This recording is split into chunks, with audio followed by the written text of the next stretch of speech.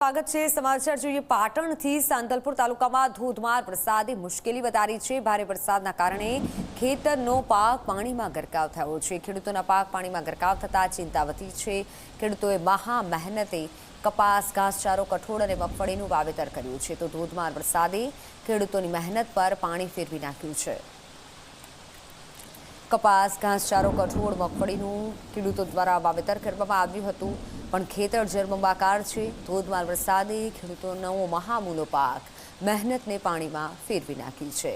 ભારે વરસાદના કારણે ખેતરનો પાક પાણીમાં ગરકાવ થઈ ગયો છે।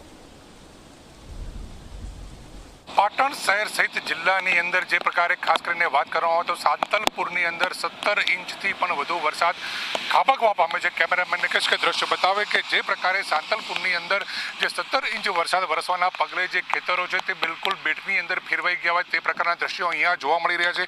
ખાસ કરીને વાત કરવામાં આવે તો સાંતલપુર પંથકની અંદર 10,000 હેક્ટરની અંદર કુલ વાવેતર થવા પામ્યું છે, જેમાં ખાસ કરીને કપાસ, ઘાસચારો, કઠોળ, મગફળી સહિતના પાકોનું ખેડૂતોએ ખેડ, ખાતર અને બિયારણ પાછળ મોટા ખર્ચા કરી અને વાવેતર કર્યું છે, પરંતુ જે પ્રકારે અનરાધાર વરસાદ સાંતલપુર પંથકની અંદર જે વરસ્યો તેને લઈને સમગ્ર જે પાક છે તે પાણીની અંદર ગરકાવ થઈ જવા પામ્યો છે। ત્યારે ખેડ, ખાતર, બિયારણ પાછળ કરેલા ખર્ચા ખેડૂતોને માથે પડ્યા હોય તે પ્રકારની સ્થિતિ અહીંયા જોવા મળી રહી છે। ખાસ કરીને જિલ્લામાં વાવેતરના આંકડા પર નજર કરીએ તો જિલ્લામાં 1.5 લાખ જેટલું વાવેતર વિવિધ પાકોનું થવા પામ્યું છે, પરંતુ જે પ્રકારે વરસાદની આગાહી છે તેને લઈને હાલ તો જે પ્રકારે ખેડૂતો છે તે વિમાસણમાં મુકાઈ જવા પામે છે, તો બીજી તરફ જે પ્રકારે ખેડૂતોએ વાવેતર કર્યું છે તેને કેવી રીતે બચાવવું તેની હાલ તો તેઓ વિમાસણ પરિસ્થિતિમાં મુકાઈ જવા પામ્યા છે।